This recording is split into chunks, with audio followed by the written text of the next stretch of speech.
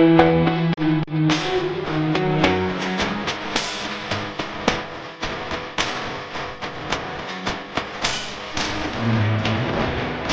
యొక్క మకర సంక్రాంతి రోజు పితృదేవతా సంబంధమైనటువంటి కొన్ని కార్యక్రమాలు చేస్తారు.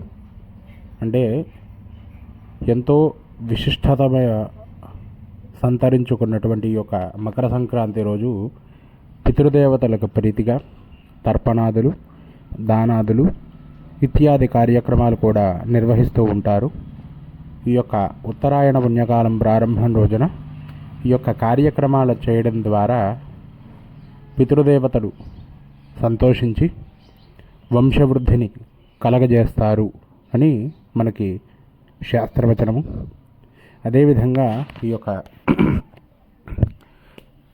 సంక్రాంతి రోజున పితృదేవతల యొక్క కార్యక్రమాలు ఏ విధంగా చేయాలి, ఏమేం చేయాలి అనేటటువంటి విషయాన్ని తెలుసుకుందాము.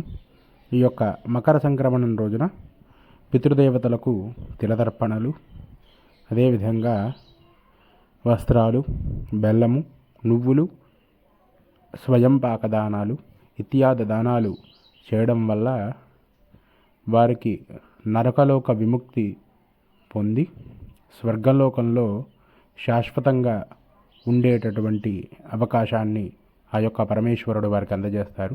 అందుకనే పితృదేవతా ప్రీతిగా తర్పణ, స్వయం పాకాలు ఇత్యాది దానాలన్నీ కూడా చేయమని మనకి శాస్త్రం చెబుతూ ఉంటుంది.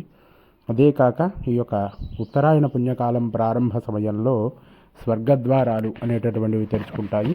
అందుకనే వారు పితృదేవతలు స్వర్గంలో శాశ్వత నివాసాన్ని ఏర్పరచుకోవడం కోసం మనం పితృదేవతల యొక్క ఆశీర్వచనాన్ని పొందడం కోసం ఈ యొక్క పితృప్రీతిగా ఈ యొక్క కార్యక్రమాలన్నీ కూడా చేయడం పితృదేవతలకి ఎంతో తృప్తిని ఇస్తాయి. స్వస్తి.